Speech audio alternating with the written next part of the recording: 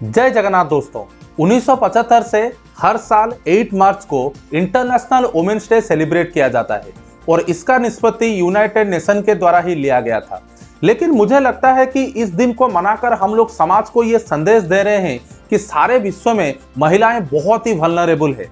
हालांकि मेरे सोच पर आप लोग सवाल भी खड़े कर सकते हैं, लेकिन मुझे इस बात पर हंसी आती है कि जिस नारी के बिना एक समाज का निर्माण तक नहीं हो सकता, उनको दर्जा देने के लिए हमें साल में से एक दिन का चयन करना पड़ता है। हालांकि दोस्तों, मैं यहाँ सरकार या किसी भी तरह के अंतर्राष्ट्रीय ऑर्गेनाइजेशन को दोष देने के लिए नहीं हूँ। अगर हमारे समाज में पहले से ही ये मतभेद नहीं होता तो शायद ये सब जो कोशिश किया जा रहा है सरकारी स्तर पर, वो भी नहीं होता। मैं अपने प्रत्येक वीडियो में आप लोगों को कुछ ऐसा बताने की कोशिश करता हूं ताकि आपको हर चीज के हर एक पहलू के बारे में पता चल सके।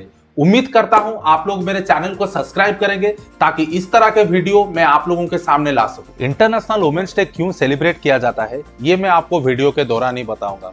लेकिन दोस्तों, भारत के पूरे जनसंख्या का लगभग 685 मिलियन यानी कि 68.5 करोड़ महिला आबादी है और जिनमें से 16 करोड़ महिलाएं अपने जीवन एक गृहिणी के जैसा व्यतीत करते हैं, जो कि पूरे महिला आबादी का लगभग 23% है।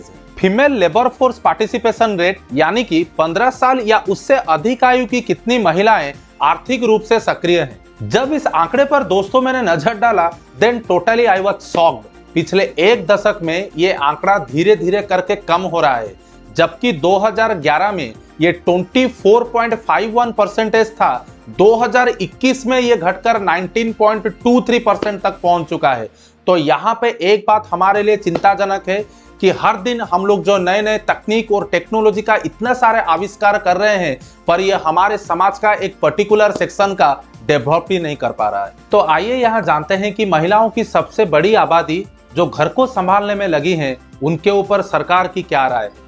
The international wages for housewife campaign, जो कि एक ग्रासरूट लेवल की महिला नेटवर्किंग सिस्टम है, वहां पर घर और बाहर दोनों कामों को संभालने वाली महिलाओं के लिए कैसे मान्यता और उनको उचित भुगतान दिया जाएगा, उसके ऊपर वो लोग कैंपेन कर रहे हैं। पर इसकी शुरुआत सन 1972 में सेल्मा जेम्स, मारिया रोसा डालाकोस्टा, सिल्विया फेडेरिसी और गाल्टियर के द्वारा की गई थी, जिन्होंने सबसे पहले घर की कामों के लिए भुगतान की मांग की थी। मैनचेस्टर इंग्लैंड में अनुष्ठित की गई नेशनल वुमेन्स लिबरेशन कॉन्फ्रेंस में IWFHC ने यह मांग रखा कि अंतर्राष्ट्रीय स्तर पर कम से कम गृहिणियों को वेतन देने का काम शुरू कर देना जरूरी है। सल्मा जेम्स के द्वारा इस कॉन्फ्रेंस में पेश की गई पेपर में घर के कामकाज के लिए वेजेस 6 में से 1 मांग थी। अगर दोस्तों भारत की दृष्टिकोण से हम लोग देखें तो हमें यह पता चलता है कि महिलाएं रोजाना 352 मिनट घरेलू काम में लगाते हैं, जबकि वहीं पे एक पुरुष बस 51 मिनट घर के काम में लगाता है। वर्ष 2020 की अन्य एक रिपोर्ट में यह कहा गया है कि women spend around 84% of their working hours in non paid domestic work, while men spend 80% of the same on paid work. Unpaid domestic labour Bharat के जीडीपी का 13% है।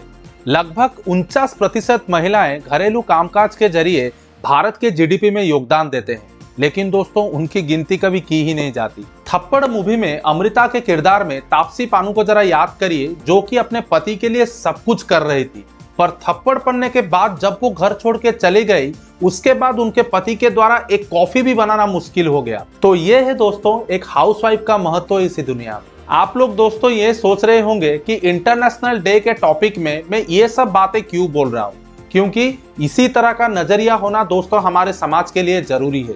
इंटरनेशनल वुमेन डे का मतलब ये नहीं है कि महिलाएं बस बाहर जाएंगे और कौन से दुकान में कितना छूट या डिस्काउंट मिल रहा है उसके हिसाब से चीजों को खरीदेंगे।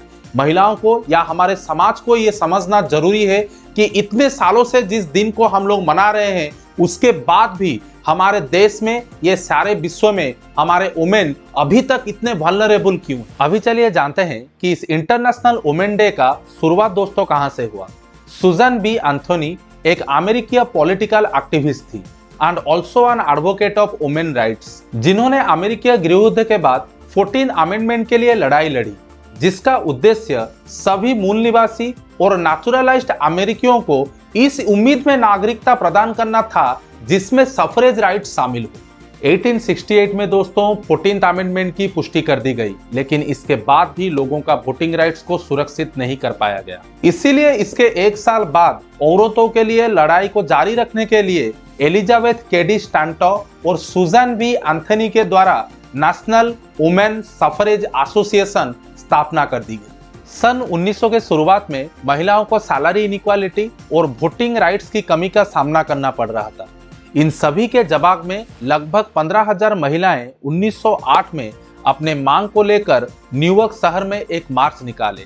उस समय के अमेरिका के सोशलिस्ट पार्टी के द्वारा एक घोषणा के अनुसार पहला अंतर्राष्ट्रीय महिला दिवस मनाया गया, जो कि 1913 तक फरवरी के अंतिम रविवार को ही मनाया जाता था। अगस्त 1910 में क्लारा जेटकिन, जो कि एक जर्मन सफरेजिस्ट थी, उनके द्वारा एक अंतर्राष्ट्रीय महिला सम्मेलन का आयोजन किया गया। जेटकिन ने प्रतिवर्ष एक विशेष रूप से महिला सम्मेलन का आयोजन करने का प्रस्ताव रखा और अगले ही वर्ष से जर्मन, डेनमार्क, ऑस्ट्रिया और स्विट्जरलैंड जैसे देशों में अंतर्राष्ट्रीय महिला दिवस को सम्मानित किया गया। दोस्तों, इतना ही नहीं, 18 अगस्त सन 1920 में 19th अमेंडमेंट की पुष्टि की गई अमेरिका में, और इसके बाद ही श्वेत महिलाओं को अमेरिका में मान्यता मिल गया वोट देने का। ये दोस्तों हम लोगों ने देखा कि इंटरनेशनल वुमेन्स डे कैसे शुरू हुआ। अगर हम लोग भारत के ऊपर नजर डालेंगे, पिछले साल 2022 में पब्लिश की गई ग्लोबल जेंडर गैप इंडेक्स में भारत का रैंक बहुत ही खराब था, क्योंकि 146 राष्ट्रों में से भारत का रैंक बस 135 ही था। एक उभरती हुई अर्थव्यवस्था के विकास चक्र में जेंडर डिस्क्रिमिनेशन के ऊपर काबू पाना एक सबसे बड़ा चुनौती है। ये जो इनइक्वालिटीज हम लोग समाज में देख रहे हैं, इसका कॉन्सिक्वेंसेस का सामना महिलाएं अपने जीवन चक्र में हर समय हर घड़ी करते हैं। इसीलिए दोस्तों, अंतर्राष्ट्रीय महिला दिवस बनाने के साथ साथ हमें महिलाओं को सामाजिक, अर्थनैतिक और राजनीतिक स्तरों में शामिल करना बहुत ही जरूरी है। चलिए, आज के इस इंटरनेशनल वुमेन्स डे में हम लोग सब प्लेज लेते हैं कि हम लोग हमारे मनोवैज्ञानिक चिंताधाराओं को बदलेंगे, जो कि समाज में मुख्य रूप से जेंडर डिस्क्रिमिनेशन की ओर इशारा करता है। जो भी मेरे इस वीडियो को आखिर तक देख रहे हैं, नीचे कमेंट बॉक्स में आई प्लेज जरूर डालिएगा, ताकि मुझे पता चलेगा कि आप लोगों को इस वीडियो से बहुत सारा चीजों के ऊपर इंफॉर्मेशन मिला। इसी तरह के वीडियो दोस्तों मैं आगे और ला सकूं, मेरे चैनल को सब्सक्राइब करिए, ताकि मुझे और मेरे टीम को बहुत सारे हौसला मिल पाए। आज के लिए इतना ही, मिलते हैं आगे और एक सुंदर से वीडियो में। जय हिंद।